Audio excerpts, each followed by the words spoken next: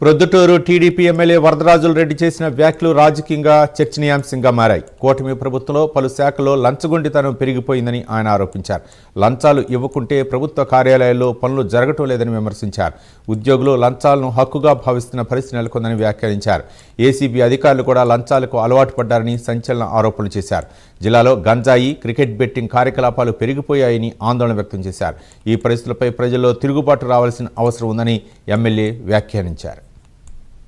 ప్రభుత్వం 2019 నుంచి 24 వరకు అధికారంలోకి వచ్చిన తర్వాత అధికారులు లంచగొండితనం విచ్చలవిడైపోయింది. ఒక అడ్డు అదుపు లేకుండా ఎవరికైనా చెప్పుకోకు ఏం చేసుకుంటామని మరి డిమాండ్ చేసి డబ్బులు వసూలు చేస్తారు. డబ్బులు ఇవ్వకపోతే మీ పనులు చేయంపోమనే పరిస్థితిలో మాట్లాడే పరిస్థితి అప్పటి నుంచి ఇప్పటికి కూడా కొనసాగుతూనే ఉంది. ఈ ప్రభుత్వం మారిన తర్వాత ఏమైనా మారుతుంది అనుకున్నాం కానీ అంత మారే పరిస్థితి అయితే ఇప్పుడు పెద్దగా ఏం కనపడడం లేదు. ప్రతి ఒక్క ప్రభుత్వ పనికి పోయిన ప్రతి ఒక్కడు డబ్బు చిన్న పెద్ద తేడా లేకుండా డబ్బులు చెల్లించుకోవాల్సి వస్తుంది. ప్రభుత్వంలో ఉన్నతాధికారులు దాని మీద తీవ్రమైన పరిస్థితుల్లో స్పందించి వాళ్లకు అవినీతికి అడ్డుకట్ట వేస్తామని ప్రయత్నం ఎవరు చేసే అధికారులు ఎవరు లేరు. ప్రొద్దుటూరులో గంజాయి, క్రికెట్ బెట్టింగ్, మట్కా, గుట్కా సాగుతూనే ఉన్నాయని మేము ఒప్పుకుంటున్నాం. ఎందుకంటే ఇది వేలాది మంది సంఖ్యలకు సంబంధించిన ప్రజలకు సంబంధించిన సమస్య. ప్రజలు దాంట్లో ఏదో తప్పుడు పని చేస్తేనే డబ్బులు వస్తుందని అనుకుంటున్నారు. అధికారులు ఏదో ఒక రకంగా